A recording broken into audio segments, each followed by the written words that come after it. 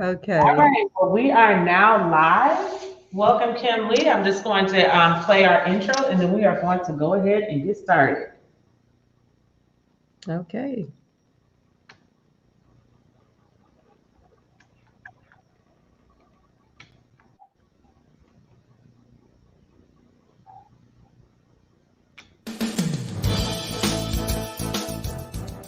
Detroit Business Hub Group Director Nancy O'Neill works with her team of experts. Listen to conversations with business professionals to discover the latest business innovations, insights, and trends. Find out what's hot and what's not in today's business market. Kimle, welcome. We are so happy to have you as a guest with us today. Go ahead and introduce yourself. Tell us your I story. And then we'll talk about your event for a couple of minutes and then we'll go ahead and get into the interview. Well, thank you very much for having me. It is truly an honor. I'm excited to be here. I'm looking forward to our time together. Oh, my I story. How did I end up being an entrepreneur? That's an interesting backdrop because I had an interesting upbringing. My mother was involved in a religious organization that was pretty much removed from mainstream society. So by the time I started getting acclimated to what the world was about, I was very close, near 30. I'm like, so I quickly got an education and started the workforce, only to find out as I entered the workforce at like 36, 37, they was like, oh, you have to save for retirement so you have money when you're old. I'm like, there is no way I could do 30 years. My entrepreneurship was born inside of me, and I started doing real estate, fixing and flipping, realizing I had to preserve my wealth, create it quickly. So I leveraged my company, my job, and my employment to build a real estate company. And then from there, I just say, you know what? I never have to worry about if they employ me or not, which was great because then I finished out my career finding skill set that I wanted to develop. So I called it paid training. So I would seek contract work for 2-3 years to get expert in something, put something else under my belt. Because if they let me go, I already had a constant flow of income. So I was there to prepare myself. And then 2017, the project I was working on ended, and I was like, this is it. It ended in less than favorable. I was working on a project that I had done research for over a year, and something that had traditionally happened to me when it's time to deliver the results, when all of a sudden that project and research gets all trendy, Cindy, and everybody's glistening and waiting to hear results, it was snatched from me and delivered by a colleague, a white colleague. I need not say more. And I said that was it. And that was 2007, and I didn't look back. So here we are, 2021, and yes, we've had some highs and lows. COVID has made some challenges, but I am not looking back. It's like, okay, what do I need to reinvent? But it definitely will not be someone's clock, 9 to 5. So what caused you to pivot from real estate to construction? So in 1995, my family incorporated. We were meeting, we were going to start this family business, construction. We would gather at my sister-in-law's house, my brother, and we would come on Sundays, I think it was, and eating food and trying to figure out what the name of our company is going to be. I had 2 brothers who were drywall finishers, a sister, a brother-in-law, and a brother-in-law who was in sheet metal. Now, Detroit had did this rebirth when they started some renovations when the General Motors moved to the RenCen. Okay. The Opera House was remodeled. There was a lot of in the what they call it, the arts district. Mm-hmm. So I was like, oh wow, we can get our company going. We can get those contracts. So that was a passion I had. Wasn't shared amongst the family. That was in 1995 when this first idea came, and then time passed. I went to work, built my career, was doing real estate, fixing, flipping. So I got introduced to construction from working on my homes. And then my dad got sick and he passed. And then my mom passed. Oh, wow. And then I was like, you're over 50 now, girl. What you gonna do? 'Cause we don't start this. It won't happen. And so then there was this win in 2014. Detroit is about to start building new housing. Never has it occurred. And I start researching 2015, 16, and hey, if we can launch this construction company and expertise in our specialty, which is drywall, we should be able to do well. And so I was getting some support, but not all the support I preferred. I got it done, Nancy. I saw the vision, sometimes opportunity, and I went for it. And in 2017, we were licensed, we were bonded and insured, and we got a call to go work with Turner Brooks to work on the Little Caesars Arena. They asked me to come to work. I said, sure, we'll take the contract. I had no workers, but I said, I'll never about money. You're talking about an act of faith. That's what our solution is. You always creating those things which be not as though they were. Right.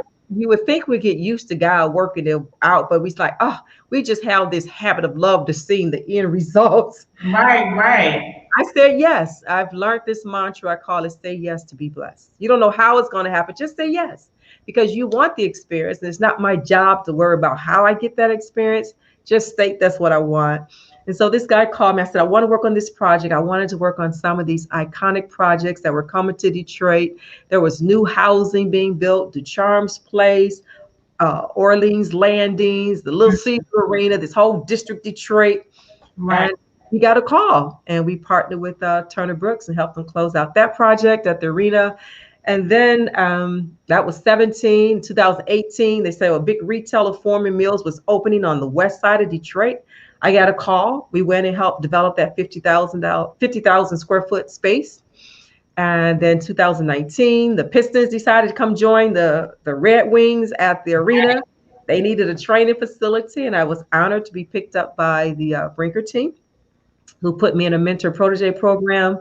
So I got to, be right on the ground with something being built monumental. So it's been a great journey. Like I said, and then I did the Goldman Sachs 10,000 small business. I was like, okay, I got to learn some more information, because I truly jumped into waters, uncharted waters, because I had no idea what this game was about, what I was learning. I joined the Association of Black Women in Construction. So I was working with them. I figured the best way to learn something is to serve. So I said, I'll be the operations volunteer to chair. And we're just, they're just wanting to learn and give. And then they asked me if I would step up and be the national president. And I've been the national president since 2018. And we have some great things coming this year. And construction is so important to me, because what I was exposed to, Nancy, this is the biggest industry that will allow for a wealth transfer into Black communities. Housing projects, everything is $1 billion deal coming straight from the federal government down to our local communities. And we just never had our buckets in place. Right. And I was like, roads, bridges, all $1 million contracts. Do you know it's $1.9 million to repave 9/10 of a mile of a road? That's crazy. Now, mind you, there probably are some high costs there, but because there's no competition, the state has to pay what the state has to pay. There's maybe only 4 competitors. So I'm looking forward to doing more, teaching more, and being in this space to be a part of. This is our reparations. Exactly. That was the opportunity to put our 100 acres and a mule. Yes. This is an industry, yes. You said you had teamed up with Goldman Sachs, but in terms of supplier organizations, did you ever work with Michigan Minority Development Council or Supplier Development Council? You know what? I was going so fast. And need to be in position. And those processes take a while. They do. And to me, I think it's just it's just my point of view. I think the cost to enter them are kind of crazy. If Right. you work for minorities, I don't understand this fluctuating based on your revenue. Should just be making this opportunity available. So I did go through their training. I paid my $25 to go to WBE training. I haven't gotten certified on any of those yet. Now, I did get certified with the city, where I was a city certified headquarters, because our business is in Detroit. I was a woman, business enterprise. It was they have a DBE or a WB MBE is what theirs is. So I was a WBE MBE with the city of Detroit, registered, but I didn't get the other national certifications. And my thoughts were, Nancy, that's only going to set aside maybe 3 to 5%. All the other 95% is making it without it. So yeah, that's what I mean, 'cause when you hear of contracts, that they make it sound like that's the place to go. Is not guaranteed. Business Supplier Council. So yeah, it doesn't guarantee anything, yeah. unless there's a contract. The only contracting agency is the Department of Transportation. The U.S. Department of Transportation still determines, in some airports, because that's transportation. So your airports, your port authorities, anything related to national transportation, roads, bridges, the government says there has to be disadvantaged business enterprises on those projects. Right. Some of them want 11%, some of them are up to 33%. Right. So those have a good chance. But that's only inside of transportation. And I did not build a company inside of transportation as yet. You have to say as yet because I follow the money. How much did you say it was per mile? Almost $1 million. 1.9 million. And you can just go in Detroit. So yeah, you can go right on the website. You see these numbers. You go right on State of Michigan. You see the contract price. So like I say, as yet, I've not been in roads or anything. I've just been in building because that's where my family's talent was. But I'm looking for some partnerships and to do some joint ventures to move into some new spaces. Like you said, we follow the money. Think about it.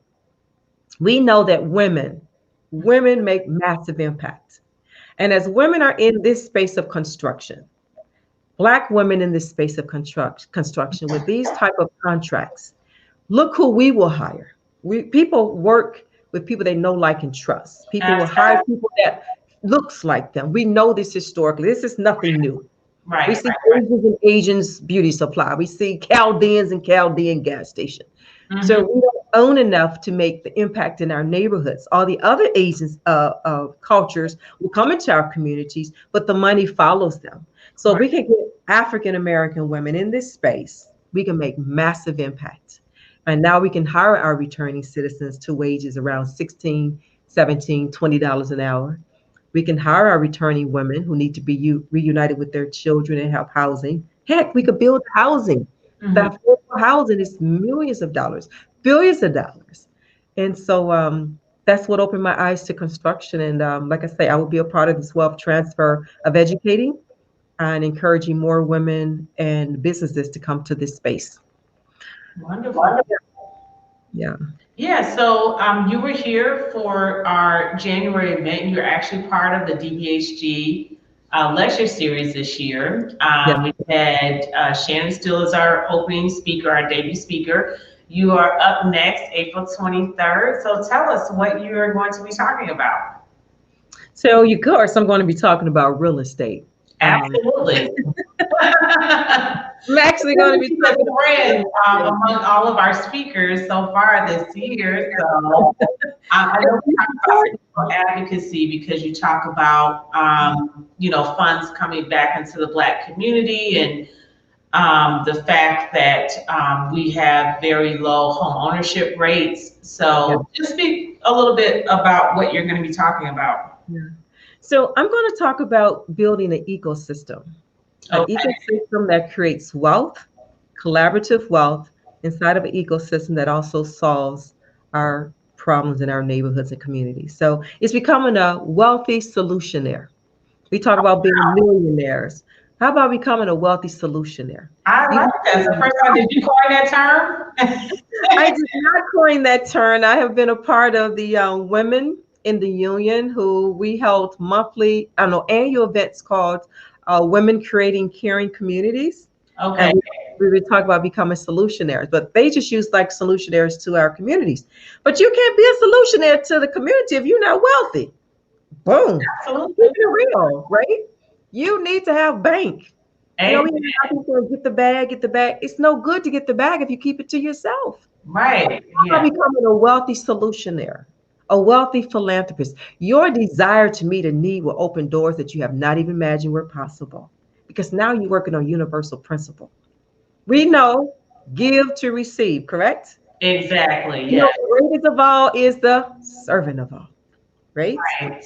So I'm going to be talking about becoming a wealthy solutionaire, building an ecosystem that addresses all the components of real estate brings employment, workforce development, put our blight out of our communities, return homes to the tax roll, as well as create homeowner opportunities for our residents, all in one system. That's Solution. So that's all I'm going to say right now. And I'll show you how you're going to put all that together. And you can start doing it in your community. You can start doing 2 months to put your spiel together. So I think you have plenty of time. But I remember I saw George Fraser at an event several years ago. And actually they were doing, it was Ellis Liddell, George Fraser, I remember Gail Perry Mason, and it was like 20 years ago at WC3, they were doing this wealth seminar in person. It was at their main campus downtown. And I went to that, and then I went to another event and saw George Fraser again. I think it was still part of WC3, but I believe it was at the East campus. And one of the things that he talked about was building a web. And he talked about us not working well enough, that we're not really working together. If we are building wealth, we're all kind of on our own islands. Yes. And, really the only way that you can build real wealth in the community, you have to transfer the dollar. Well, we can't do that if we're all living in different places, we're all supporting different businesses, and we're not really coming together. So I just thought that was a really powerful analogy, and I liked how you call it an ecosystem. I see it kind of as the same thing. So it's exactly the same thing. And I had the honor of meeting George Fraser as well. I love him. He's one of his inspirational speakers. Oh my God. This week they're having the Black CEO. He kicked that off last night. George Fraser. Yeah, it's on I don't know. I bet if you Google, you'll find it where you can register. Okay. Oh, it sounds great. Well, I went to one of his live events, and I can't even remember where it was. I think I came to hear him speak. He had published this book, and I went to hear, one of my girlfriends was one of the book authors in the anthology that wrote with he and Les Brown. Oh, so okay. I know Les Brown too. I don't talk about him that often, but he's definitely up there. I don't follow him. I went to that opening, and he invited me to come to, I can't remember if it was Dallas. I think it was Dallas. Mm-hmm. I went to Dallas to hear this whole event. I don't even remember what it was called, but it was really about that same concept. He brought huge numbers of African Americans together, learning how we can create that web. And so I call it networking where you build a net so tight that it works because no one can fall through the net. Exactly. And, so instead of you trying to be the Lone Ranger in the area of servicing women coming home from prison, find every other organization that's doing that. And you guys become the Red Cross of returning women. Now, each one's program can still be intact, just kind of assess where there's overlap, remove the overlap and then put everyone's program inside of a curriculum. So by the time those women go through all 4 organizations, they are ready. Absolutely. Transformed. We're not competing for smaller dollars, but we can collectively go after the big bucks that are traditionally given to those well-established organizations like Red Cross, Big Brothers, Big Sisters. Right. Household names, and they have historical data that they, have measured results. Absolutely. So we can team up. Yeah. Solutionaires, wealthy solutionaires. I love it. Well, you definitely have to keep me posted on some of these upcoming events because I'm not always in the loop as much as I should be. But since you're out there working with these different organizations, then you probably are a little bit more in tune than I am. I'll definitely have to get on my P's and Q's with that.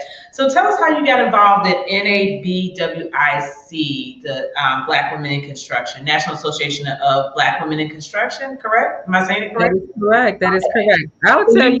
President, you started volunteering, and it looks like you got volunteered in a presidential role. let me just tell you how I met these people. We just had a freezing cold winter. Then these last 2 weeks, it was cold as heck, right? Right, yep. Okay, so All over the country, actually, except for Florida. It was 79 in Florida when everybody else was having snow and ice storms. Deep freeze, it's cold. And so the founder of the organization, my sister is in construction. And so we have been talking about going to meet and learn about how we can start our business.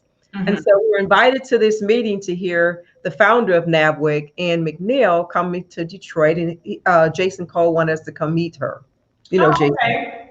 And so I tagged along with my sister, because we're talking about going into business. I was still working at Ford and everything. And so that's a deadly job where somebody stole your ideas and your that's when all that happened. But anyway. So I told my sister, she said, I'm going. I said, okay, that's cool. And so my sister called up the next day. She said, did you get your plane ticket? I said, no. She said, I bought my ticket. I'm going to Atlanta. And I'm like, well, you didn't tell me you was going. So I said, well, I'll get a ticket. I'm like, it's January. It's cold in Michigan typically. Let's go to Atlanta. And so I just went to tag along with my sister, who was actually in construction, to learn. And that's why I had that epiphany, Nancy. I was sitting in the room with the representatives from Atlanta, how to do business with the city of Atlanta. And I heard this man talking about, I think his name was John Scott, talking about a $15 billion program that was going to be implemented in the next 8 years. And I was like, that's roughly $2 billion a year. Wow. $2 billion a year is going to be spent. And his charge to us as Black women, luncheon was, he said it would be criminal if you Black women did not find a way to get that money. Yeah. That was like a charge to me. And I came home on fire. I'm going to learn construction. You were in the industry at the time, didn't have a lot of knowledge about it, but what motivated you? I don't have all the knowledge I need. And I told the people, I said, you guys sure you want me to lead? They said, yes. Work some magic now. So I was like, okay. So, but that's how it started. I was introduced them in a hotel room at the Atlanta airport. I was in Atlanta, and I haven't looked back.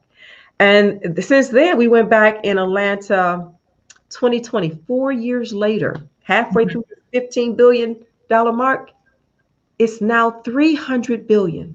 The MARTA train system, if you know anything about Atlanta. Oh, yeah. I grew up in Atlanta, so I'm very familiar with the MARTA train system and all the various stations and all the various stops and the little terminal bus stops are all going to be renovated. Oh, wow. In addition to that, you have a whole nother part of the airport, forever expanding, right? Yeah, they just expanded, a good 20 years ago. They expanded. They always expanded. The Detroit airport did. They got some more. It was 4 agencies present there. Different airports, what do they call them? Different airlines that are maybe expanding their gate. Wow. So Delta was improving one of their terminals, Terminal T or I don't know which one it was. But the airlines make these capital improvements. And so all this money together came up to $300 billion. That's 4 years later. So it behooves us as Black people to get reparations. The government is spending that money every year, and we just have not known. I didn't know. Somebody may have known. But we spent time to get jobs and build go get a degree. All you got to do is get educated in how to process these contracting opportunities. And the rest is history. So that's why I'm in this industry, to make people aware, like I'm doing now. This happens every year. Government is nothing but a big accounting system of who allocates the money. Right, and the money's coming from the government. They have to have some minority suppliers. That's why it's coming from us. It's coming from us, but the government passed that thing where we didn't have to have affirmative action anymore, right? Oh, okay. We don't have it. There's no need. They said there's no need, and we still deal with the stuff we dealt with in our careers. And that's why I think the whole Black Lives Matter movement have taken on so much momentum, because I think for the first time, white Americans saw for the first time that there really are still some social injustices. If they're only around their own kind, they have no way of knowing Because we don't talk about it. We deal with it and we go our separate ways. We tell each other. Yeah. But now the Black Lives Matter movement is a younger population. It's just like the students who were pushing a change in the 60s. It wasn't the 50 and 60-year-olds. We was accustomed to that's the way it is. Right. But the young people today, it was like, heck no. Yeah. Not in the world of technology and innovation that I don't even have to go to work for. Y'all work from home. Well, when you now with the first Atlanta merger, one of the first Black mayors in Atlanta, Mayor Jackson, he was pivotal in getting Black contractors to work on the airport. So now it's like you coming around full circle, and you go through that whole thing where the saying, what you don't learn from your past, you end up repeating. It's like, how much has really changed from the 60s? I mean, I talk to people about it all the time. And it's like when you see things like, these the police brutality and what's going on in the media right now, and it's like, this is like Emmett Till all over again. It's like, it doesn't make any sense. So, with mayors that came in, you had Blacks who became mayors and governors, and eventually the president that was unprecedented. That was our time to like really move. And I feel like as soon as you let the pressure off, or you say, or we get comfortable, then all of a sudden we start losing ground. And it's like, wait a minute, like these strides are already made. Why are we moving backwards? And what's the problem here? Well, I think what happens too, Nancy, and this is my take. This is not saying it's absolutely certain, but many of us was introduced to this wealth creation, and we just built wealth for ourselves. Absolutely. And we did not, I think Vice President Kimle Nailer says it best. She said, I may be the first, but I will not be the last. When most African Americans start getting those contracting positions at the airport, they were supposed to become gatekeepers. Absolutely. Once you have that, you have a responsibility to your community. And I'm not just like trying to, guilt trip, celebrities, basketball players and all that. I'm not even going there. I'm not talking about that particular group of people, but I'm talking about people who have made it in other arenas. We know only like 1% of, all basketball players are going to make it to the NBA, probably less than 1%. Right. So I'm not really talking about that group. I'm talking about the gatekeepers who opened the door, like these first mayors. And, that was like that was the last segment of Eyes on the Prize. It was talking about Blacks in government. Yes. Coleman Young was just as critical here in Detroit. And where we got pushback because we were so new to the political arena. Right. That we didn't offer the support to these trailblazers because we didn't understand the system. Absolutely. And I think we took for granted that there is power in numbers. I mean, we saw that with the last election. But I'll say, like, one of the things that Michelle Obama said in her documentary is people came out in numbers to vote for the president, but they didn't come out 2 years later to vote for the Senate. And it's like, he was so he didn't do anything. And the Senate elections were more important than the presidential elections. But like you said, there's just been so much miseducation and non-education. Political service. And so that's one thing we say in our organization, you're not in business if you're not in politics. And I heard that phrase being said around the sisters in NABWIC, and I had no idea what they meant, but I understand today. I understand today. I've had a chance to hear lobbyists. We have a legislative committee, and I've heard advocates and lobbyists come and share with us, what's going on at the Hill. I mean, as a matter of fact, this coming Friday on the 27th in the state of Florida. You see, we just had a national election that included and then the Senate race. And the results weren't very desirable by everybody, right? Right. So when you go back to the state level, these governors that did not side with the Biden administration because we still play this political game, which we're bringing to an end. I call it as a new party in town. It's called Black Women. That's the party of affiliation you want to join. Live like Kimle Harris. I love that. Yes, it's called Black Women because see, when Black women get educated about the process of how this political change the money and it impacts my neighborhood, we're gonna make a difference. How do we know that? Look at Sister Stacey Abrams. She understands this political process, and look how she moved. Right. Now, it's not about just to be political in the seats, but now to take the legislation, which we do Friday, and say, this is the proposed bill. This is how this bill will impact our families. This is how this bill will impact our businesses. And we need you to reconsider how it's written long before it gets to the Senate floor, long before it gets to the House floor. This is the relationship you must have with your elected officials. When were we educated on that? We weren't. We was told to go vote on election day. Power of your vote. The power of your vote is to monitor the power of their vote because they work for you. Absolutely. And also holding political officials accountable. Once they get voted in, they need to keep the promises that they made that got them elected. And a lot of us work for us. Exactly. Listen, you have a company and you have to hire some new employees. You don't hire them and it's just a free for all. You hope they do good by the company. It's called training.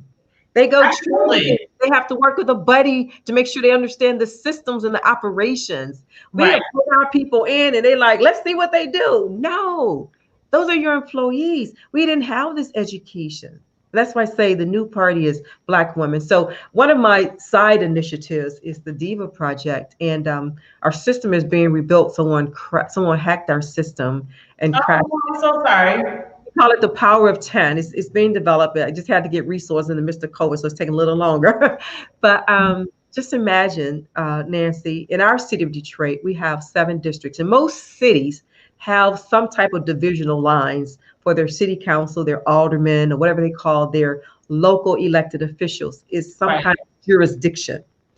Can you imagine what would happen, Nancy, when Black women gather in each of those districts and build a community 10,000 strong, so someone is always reviewing legislation as it comes down? Now we can ensure it reflects this community. Because you are not even in this community. We say, well, there's Blacks in, baby, we're not saying there's not Blacks and whites in these communities, but it's always been Blacks and whites in the community. That hasn't changed how the laws came down. Now, has it? No, not at all. We can just now enforce that you will not get this seat. Stacey Abrams gave us a gift this election to say, you will not get this seat if you don't take care of us, all of us. And that's why I say it's a new political party called Black Women. There's an organization called Higher Heights that's preparing Black women to run for political offices. That might not be your call. It might not be my call, but I'm gonna be closely connected to the process to make sure certain initiatives. What are the concerns of your neighborhood? So you have to serve as that liaison. And that's why I say you have to become a wealthy solutionary. You have to have enough wealth that you can now direct decisions. You can influence decisions. Let's not forget, we in America, and we have political campaigns and people. Well, one of the things too, when you talk about building wealth, I mean, that's a mantra of wealthy people. They are heavily involved in politics. There's some reason for that. There's a reason for it. People get mad at the president if they could, but they can't. You know, everyone got mad at Donald Trump, and Donald Trump said this one thing. He said, well, it's not my problem if people are too stupid to take advantage of the tax laws. The tax laws are written for business owners. Now, if you choose to remain a W-2, you just don't get the benefits. It's nothing against you personally. Right. You just don't get the benefits. I worked 9 W-2s for years until I got exposed to entrepreneurship. It started through a simple point of network marketing, something most of us say, not interested. I'm not selling my friends, but they never thought that they could reclassify themselves with that business. Even though not profitable yet, they could reclassify themselves and their expenditures become tax exempt. But guess what? We've waited so long now that's been removed from legislation. We got to have a new tax law. We have to see what the Biden administration is going to write it, because many of those things like meals for your business expenses and travel and some of those things all got some new guidelines. Right. Government and business go together. Oh, absolutely. And I mean, we were sitting right in this room at Incubizo when it was you, me, Shannon, and Reggie. And she was telling us, you remember that she was going to be meeting with some politicians, that she's like, this person's coming to a senator or mayor or whoever is coming to my house on Saturday. I was like, oh, wow. Like, that close to a state rep for the area she's looking to. Yes. So you have that close relationship, because if you're looking to develop in your community, you want to have the state looking out for the funding. That state rep, what funding is available for this? What legislation could be an impact on this project? And that's available. Yeah, that's their job. And they'll find that for you. They will love to find that for you. They are inspired when their constituents come and say, this is some direction for you. They're not fighting in the wind in the dark. They're fighting. The mayor or the senator, though, they're not coming to everybody's house. So we kind of know that. Listen, girlfriend, that's what I said. Wealthy solutionaires. When you are a wealthy solutionaire, they will accept the invitation. But yeah, I remember during the last election between Biden and Trump, Biden kept honing on Trump, over the taxes, his personal income taxes. And one of Biden's arguments was like, you pay the same amount of taxes as a school teacher. And, I teach full time. So I was like, oh, what? I said, that's ridiculous. He's a multi-billionaire. And we don't really know if that's substantiated, because Trump would never expose we're still waiting to this day to see what his his tax return looks like. But he made a good point, because he said, look, I just took advantage of the business laws that you guys have in place. And I mean, to a certain extent, he did it on a bigger level, but that's why a lot of people go into business, because they want a tax break. They go into business to make money, one, and they want a tax break, two. But like you said, the laws were written in favor of business owners. So, this is the United States of America. It's based on free enterprise. So it makes sense. So Nancy, one of the things we do in our real estate education is we show individuals who have worked their 9 to 5 and have substantial size 401ks that if they start touching that money, they have a big tax bill. We can show them how to minimize that to almost zero. Legally. This is not tax evasion. Right. Using the tax laws that were designed for you to put money in circulation to stimulate the economy. It's just like a nonprofit. You get tax exempt status, not because you're nonprofit, but because you're providing a service that the government would have to otherwise provide themselves. Yeah. So they give you the credit of saying, well, if we can stop making those payments, there's more resources to do a service that we will otherwise have to provide. Right. So think about a 401k that has all this stash of money, and they could take that money and start putting it in certain business contexts that stimulates the economy, grows, revenue. The government then says, yeah, okay, we'll bypass that. You just hired 25 people. Yeah, we'll bypass some of that tax revenue, because otherwise we have to feed these people on welfare, unemployment. They're gonna run out of stimulus check in a minute, So this ain't going too far. I'm just gonna tell you right now. I mean, I just used mine to I reinvested in the DBHG, but I mean, I'm thankful for it. But it paid some of the bills for a month. The first one did. Did it cover all your bills? It's so amazing, because so many people are in a position where they need that. And Nancy, that's what's so beautiful about this year 2021 post-COVID, is we get to help people who had to sit down now at home. Now it's time for you to reinvent your next step. Absolutely. And I hope whoever's listening to this is encouraged to say, you know what? Maybe I need to start thinking about business. You know what? Maybe I need to get better connected with this Detroit business hub, because they may have this kind of information that could shift the tables for me. Because see, your current predicament is not the promise of your future. Right. This is just the current predicament. And something my grandmother told me, I said, Grandma, how did you get to be 92? She said, and you just so worry free. She said, honey, one thing you learn after you live long enough, this too shall pass. Yes. So what we're experiencing right now is going to pass. But I don't want it to pass and you have not been equipped to catapult yourself forward. Through business, through real estate, through the trades, through construction. Stay connected. Yeah, so what we're seeing is, I think what Ronald Reagan said several years ago, I was a little girl at that time. Mm-hmm. He said, what you have here is, I'm paraphrasing, is a have and the have-nots. And we're seeing this divide between wealth and poverty. It just keeps the divide keeps growing. And I think it's because some people put so much trust in their employer. And you got to realize, like, your employer, that's a business owner too. So they look at, I know you think you're like so loyal to this company, but they're looking at their profit margins and they look at, profits and losses, and employees are their biggest liability. So it's a shocker when someone loses their job and they say, hey, either, what do they call it? We're rephasing our organization, or, basically we either can't afford you anymore or we don't want to pay for you anymore. So you're expendable. And I think that's so hard for a lot of people to grasp, but what, that they make money. It's hard for the homeowner because those employees become their family. Yeah. They don't go to sleep at night thinking about they have that many families to provide for. Right. So I'm not going to say everybody's like, oh, kick them out the door. We're going to make more profits. There are a lot of employers right now they've just been gutted like fish. Yeah.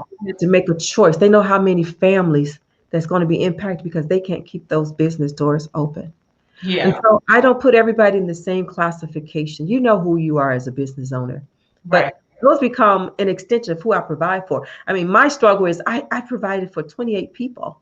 Right. If I don't get back to work, that's 28 contractors I cannot hire. Yeah.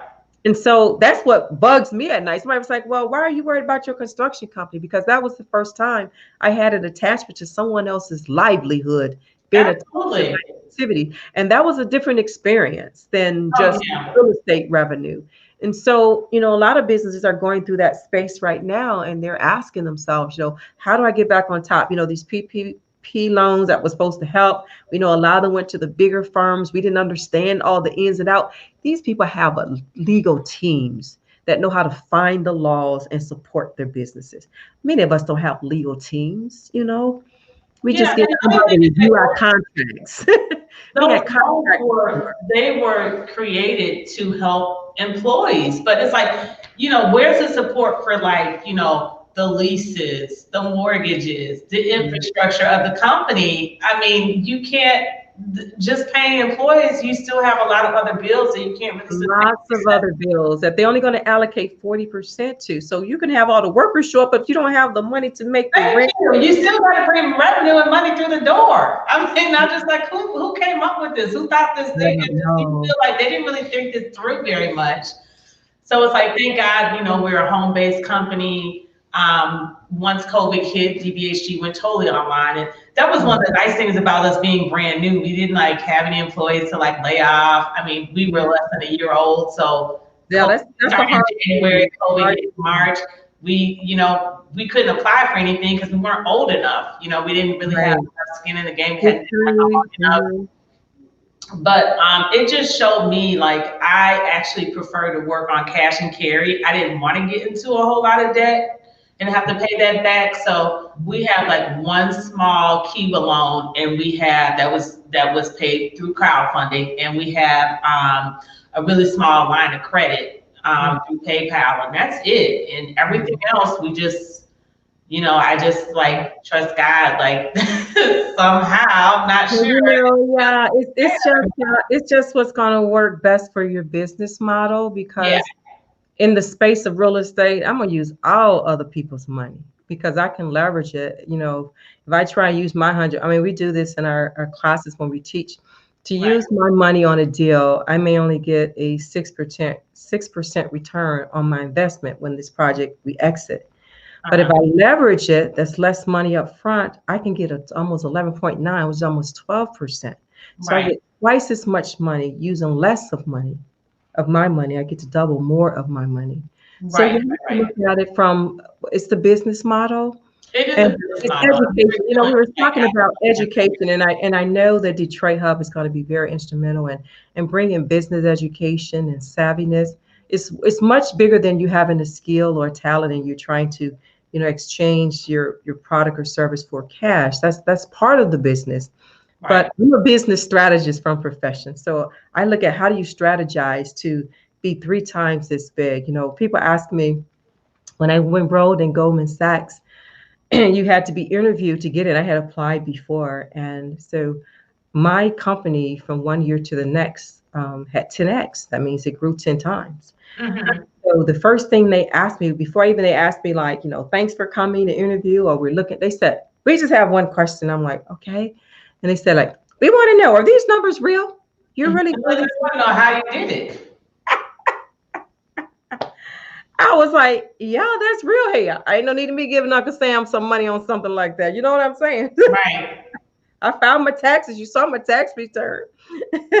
Yeah. So how was your experience with Goldman Sachs? I did take one of their what do they call them? It's with one of their tools that you use to like budget your finances. So it was really good. Know your numbers type workshops or something. Say that one more time. Was it like know your numbers workshop or something where you got to know your Like numbers? that. Yeah, they have like a productivity tool where you like punch in your expenses and your income. Yes, lifetime. It's called lifetime. Say that was was a lifetime. Put all the numbers in the book and it spits out on the outcome. I think that was the life. They still use that. Yeah. I took a one-day seminar through NABO. It was 2 parts. And I think it's called like Strictly Business Cash Analysis or something like that. Yeah. And you go to it was a webinar this time. It was post-COVID. And then you come back 2 weeks later after you played around with the tool a little bit, punch your numbers in. So I actually asked one of the representatives to see if they would partner with DBHG this year. So we're still working on that because I don't want to add any more lecturers to the lecture series, but I want to add a couple more workshops. Yeah, hands-on, tangible things that they can walk away with results and learn how to shift their business. I said something earlier, Nancy, you talked about the haves and the have-nots, and one of the critical things that creates haves and have-nots is really just information. Absolutely. I mean, yeah, which we talked about earlier with, you know, partnering with your elected officials and holding them accountable. And, you know, for so long, you know, we have not been at the table to even know what to ask for, to negotiate for. And you had also talked about when we were sitting at the table, the 4 of us, we haven't been a part of the discussion. You don't even really know what to ask for to negotiate. We haven't even been invited to the table. So it's like, once you get to the table, you're like, I'm so happy to be sitting here. You just, you know, you're like smiling and, you know, you kind of feel like you don't really belong there. You just want to be part of the team and all that. And you're kind of a joke because you're the only one there that's like not trying to negotiate anything. You're just happy that you were invited, you know, and able to sit at the table. So I think, I just think we really have to be held accountable to educate. And I think there's been so much miseducation around voting and holding our elected officials accountable. More so of it is coming out now. Yes, it's more exposure that younger people are involved and information is moving so much faster. So they're asking a different set of questions. Right. We're coming to the table. We used to be excited to be at the table, but now we're at the table and we're gaining that information that circulates that table. And so you sit at that table, you're going to figure out what that information is. And our younger people just now have access to information. You can Google information. You can. I haven't started it yet because I have to get a new phone. But this whole Clubhouse thing with the information that they said that's inside of this new platform is just over the top to make you aware of things. My girlfriend discovered how she can go get a grant for $1 million in the room. It's just who you're in the room with. And so we already know, like, with the whole COVID thing and all of these dollars that were available, that we were left from that table pretty much too, because a lot of us, because we weren't traditionally trained in business, didn't really know how to read the business language or the legalese. And there's so many ways that, I think that minorities are disadvantaged in multiple ways, because one of the things that I had seen in a webinar was, a lot of you had to have some kind of a cash flow, and a lot of minority business, not a lot, but there's a certain percentage of minority businesses, they're open. I mean, they're, making purchases, they're spending money, but there's not necessarily a whole lot of income coming in. So it's like, is this a business or a charity? And you and when they stop the ball, for the first maybe 1 or 2 years, but eventually there's supposed to be some pickup where you're supposed to be able to gain customers. But like I said, we just have not been traditionally taught, and unless someone gets formally trained or they're in some kind of a training program, like, either through real estate or insurance or whatever else, some people are just like, well, mom and pop businesses said, well, I just, I lease a space, I open it up, I sell my goods or services, and, the people are supposed to come. And that's, the simple model in its simplest form, but it's like a lot of, that leaves out the information highway. So a lot of people that weren't able to pivot to the internet because they didn't know how, because they didn't have that internet knowledge on how to use it. They didn't know who to go to hire. So there's just so many gaps in our education. And I think that's one of the main reasons why DBHG is here. That's one of the main reasons why I started it, is to help fill those education gaps. And I think that's going to be so critical as we come out of this space, because businesses are being forced to learn faster. And understanding how much we didn't know. It's not about just moving my products and services, but I do need to know my numbers so I can make projections on how many new customers I need to add to this mix. Because you do lose money in the first 2 of the years. I mean, I got caught. I'm not going to say I didn't. I have wrote my plan. I would not pay myself the first 3 years. And so on my 3rd year, when we're supposed to make this big shift and got more customers, and we increase the size of our contracts. That's what we did. We're not going to go for the little contracts. We're going to go for the larger contracts. But COVID came, and who's going to let you in their house and remodel?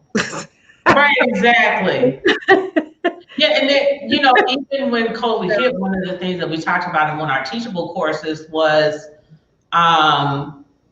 we talked about planning. Ellis Liddell once told me, hope for the best, plan for the worst. And nobody has a catastrophe plan. Like, that was not in the equation. A total. Most business owners are extremely optimistic, right? And so we are. We see something like this happening. Like, it's never happened in our lifetime. So they had I think the bubonic flu, never be ready. 1900s. So it's like we weren't alive then. Like, we didn't think something like this could happen to a first world country. And it's crazy, but we don't really come up with a catastrophe plan, but it's necessary because, what happens when the bottom falls out? What are you going to do? So, our catastrophe happened so quick. You didn't even have time to make an exit plan. You really didn't. It was just like, it's like, okay, the whole state's getting shut down now. Yeah, schools and everything else, and that's it. And so everybody was like, okay, well, we can do this temporarily. Like, this is only gonna, go on for maybe at the worst 3 months. But who would have thought? We've been in this now almost a year. I think I heard Robin over yet. This is month 14 of 2020. We're in the 14th month of 2020. Oh my goodness! I'm just like, what in the world? And people are saying like they don't want to get vaccinated. So I'm getting into politics now. I'm not going to get, but I'm like, okay, so you see the worst case scenario of COVID. I don't really know anyone who's died from taking the vaccine yet. So I'm going to go with the lesser. We don't know that because we do know people who have died after taking the vaccine. We don't know if it was from the vaccine, but they died in a week or two. So oh, Lord, that's not good. It's just new. I think that, and this is just a point of view, and I know people have to do what they have to do. And I heard a doctor talk about it's just, well, for African Americans, historically, we have not responded the same way to just even traditional. Look at the measles. She named like 5 or 6 experiences, not even the Tuskegee one that we knew was set up against us, but even the basic ones where there's been adverse reactions. And so she just feels like there has not been enough consideration of what could happen to the Black community with these vaccinations. So we had a built-in confidence. They was like, we built it and y'all go first. Right. No, that didn't come over good based on our history. So right.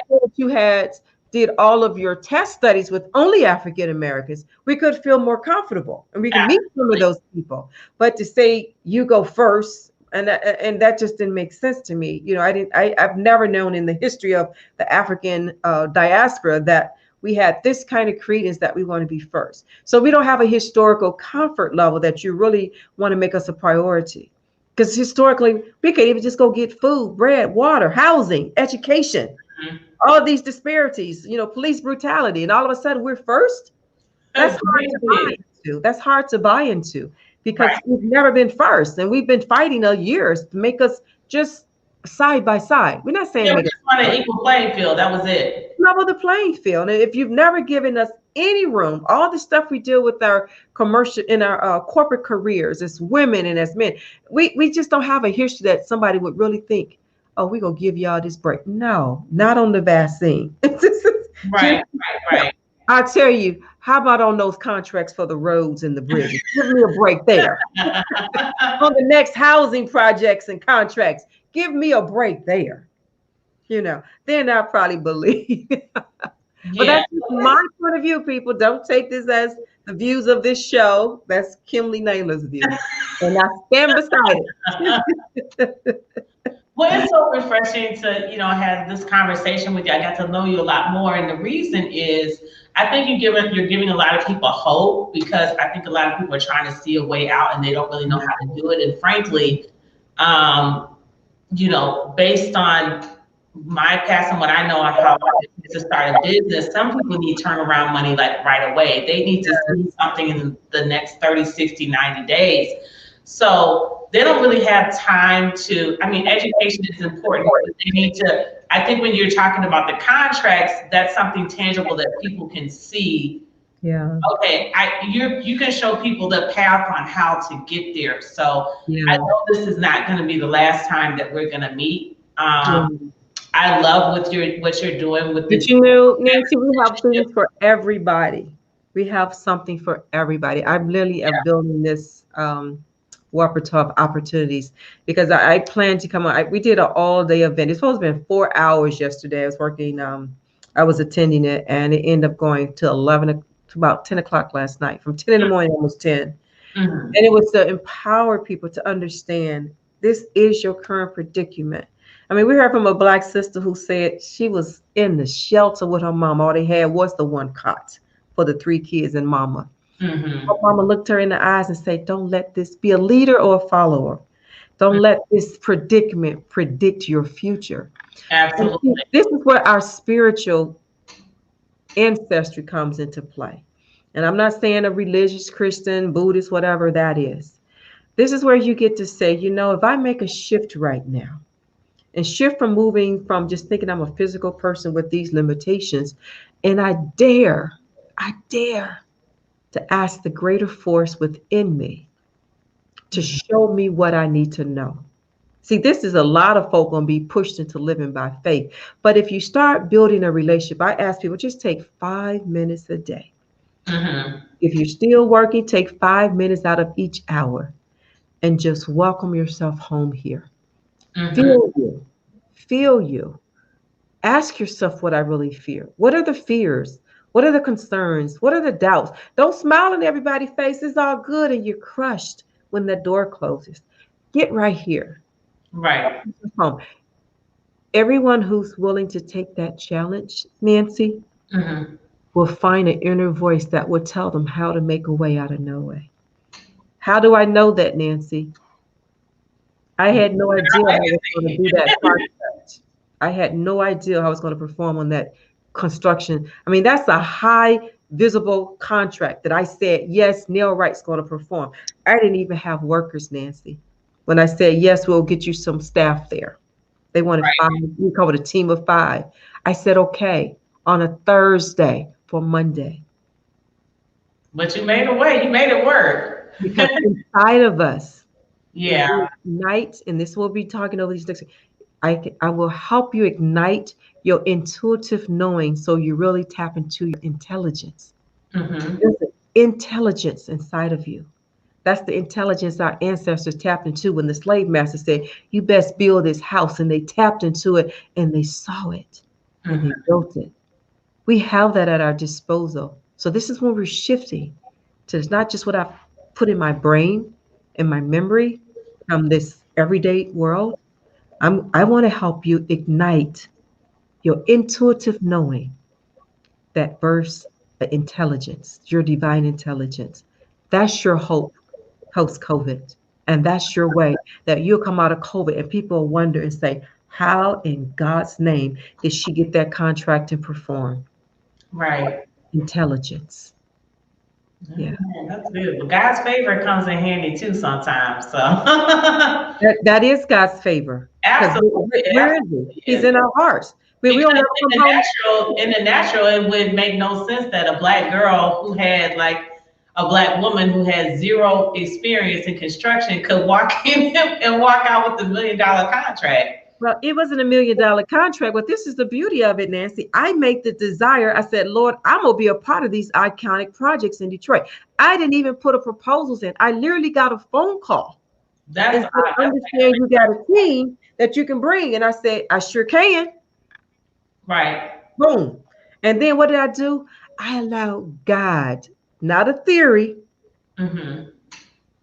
the how to. It's the only thing we lack. It's the how to. We know what God can do, but many of us have not got skill with the how to because we've just not given him enough chance to show his how to us. And that's why I say ignite the inner knowing, which is your intuition, your Holy Spirit voice, call it what you will, and a divine intelligence will emerge. And I pray that helps everyone who might be feeling like they're on their last leg. They don't know where they're going to turn next. That's exactly how I felt those 3 days of that weekend. And I had to just listen. And then I acted on everything I heard to do. And the rest is history. Yeah, that's awesome. I love that. Your I story too. So yeah, I definitely would want to partner with you. Like I was saying earlier, I love what you did with the mentorship and you bringing young women up in construction and you bringing them to the Shannon Still event. I was really touched by that because, I believe in that analogy. Like you bring someone up. When you have one hand down, you have one hand on the side, you have one hand, you're holding someone up too. So I believe in really giving back and instilling into the younger people and the youth. Because not only do you need that intelligence, but you also need to be working with people and not just thinking you're going to go out here and do it on your own, because we really have to work the numbers. So we've been on for like over an hour, and that's fine. And I was with yesterday, and I didn't even realize that the two of you were friends or associates with Francine Walker. You had been on the Francine Walker show too. Yes, yes. I saw that too when I went to her website. She actually came to my home, and we got to do it together. I already see that this show is going to be past a half an hour. We're probably going to be looking more at an hour, but I just want to leave with two things. One is when you talked about, visualization, that was one of the most powerful sermons I had ever heard from a pastor. I can't think of his name right now, but one of the things that he would say is, he'd say, see yourself wealthy, see yourself rich, see yourself driving that car. So everything, a lot of the things start in the mind. Like we have to get them in the mental and the spiritual realm first. And I mean, that's even biblical. That is. Then You transform your life without renewing your mind. You just can't do absolutely, it. absolutely. It in the mind. And then another thing was Harriet Tubman when she was talking to her old slave master, and Harriet Tubman said in the movie, I don't know if she said this in real life, or not. But she said, I know that one day my people are going to be free, because she said the Lord showed me. So I love that quote in the movie, because that was another, the favor of God, because it was no way. The slavery was like the only real institution that the South had. And they had no intentions of giving it up. They very much enjoyed their lifestyle. And they're like, hey, if we have to separate from the Union, then so be it. So that was one quote that I remember. And I just want to say, finally, with this being Black History Month, with Martin Luther King, he never intended the movement to just be a social justice movement. He always intended for workers to get equal rights. This was always a financial battle as well as social rights. It wasn't just about sitting at the lunch counter, able to ride integrated buses. It was like also equal rights for sanitation workers who were being treated horribly. That's true. Equal rights for all people of color, and not just African Americans. So I just wanted to leave that as my final quote, because I think a lot of times when we think about the civil rights movement, that's all we think about is social integration and social rights. And that really wasn't the pivot point of the whole movement. And it's like, how is history rewritten? And it's like all that you did for not just social injustice, but for financial injustice and for employers' rights, how is that all just erased from history? And the only thing that we're left with is that, now Blacks and whites get to go to school. You get to go to whatever restaurant you want when they're open. You can go to whatever department store you want. Yeah. So that was not really the main crust of the movement, and I just wanted to say that. But again, that comes back to educating our people as well. It does. And that's why I say tonight, and it's my final close, yes, we fought for civil rights, CIVIL, but this time it's for the silver, SILVER. I love that. The silver. So, is that your quote, or did you? That's me again. Now that's me. Okay, all right, Kimle got her own quote now. Well, I might say on that, so I'm gonna say history. So, but I love that. Yes. I think it's one stepping stone at a time. I think at the time that Martin Luther King in his day, I wasn't alive, during the movement. My mom was actually had, I think at some point marched with Martin Luther King. But I will say that I think he was probably ahead of his time, and people can only digest so much at a time. So it's like, well, the social and the economic rights might have been a little bit too much for people to handle. I think we had no point of reference. If you think about it, they had no point of reference. It had always been that way. Here he's talking about, he's seeing a vision of them working with these other folks that they've never worked in the side of. They couldn't even have a point of reference to that. And what Dr. King saw was more than just for Blacks. He saw that humanity was going to be uplifted in his consciousness, because not only did Blacks have to grow to even do that, whites had to grow. So he actually broke down a whole structure system when you think about the history. And that's why I say, our history books only gave us the part of like social justice and all that. That can't be legislated. We see that, right? Mm-hmm. But economics can. Mm-hmm. So we have you distracted on the social justices and legislation. I don't care what you put on the books. It's not going to change the hearts of people. But money, once the legislation says money has to be distributed evenly, I don't care what anybody says. It's level playing field. So I obviously we get distracted, and we have to look for the distractors and make sure we got a clear vision. Let's say you have a perfect vision, so you have a vision that leads you. that it encourages you to turn into your heart so you can ignite your inner gut knowing, your God wisdom, and come away with that divine intelligence. I love that. Well, like I said, this is not the end of the conversation. No. I love talking to you. I'm so honored that you left Detroit and back to Detroit, and you still found me to share in your next level. And I honor you, my sister. I just didn't want to close without saying that I am so honored, and I honor you. I am so honored.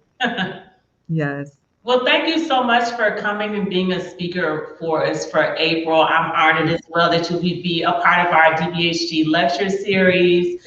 I'm looking forward to it. So what I wanted to do, since it's 2 months out, exactly 2 months from today, it's April 23rd, have you come out like a month before. And I want to talk to you about giving discounts to your mentorship program, the Divas, and also to the National Association of Black Women in Construction. You got me like revved up now. Like, where do I sign up? Because I want to figure out where these multi-million-dollar contracts are. Yes.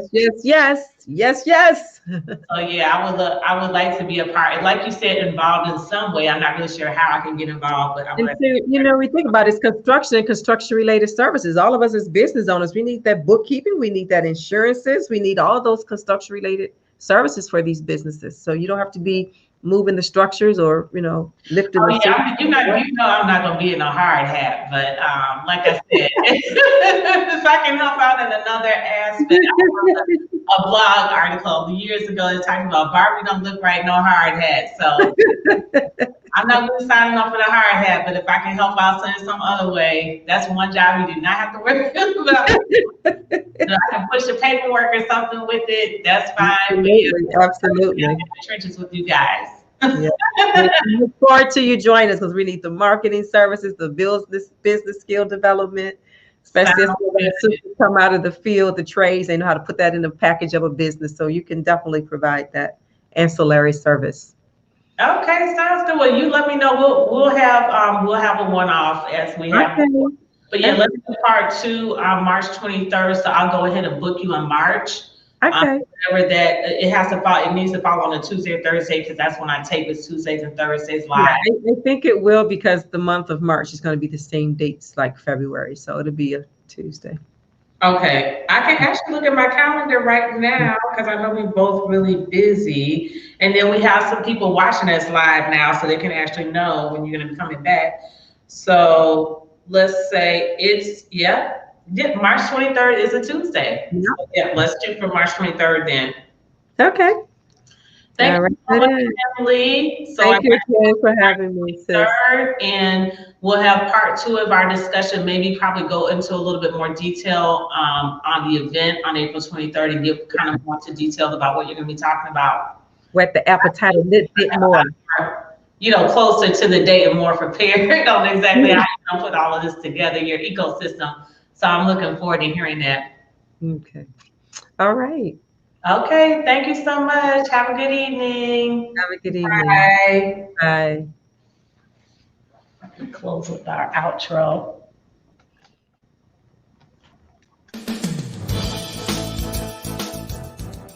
Detroit Business Hub Group Director Nancy O'Neill works with her team of experts. Listen to conversations with business professionals to discover the latest business innovations, insights, and trends. Find out what's hot and what's not in today's business market.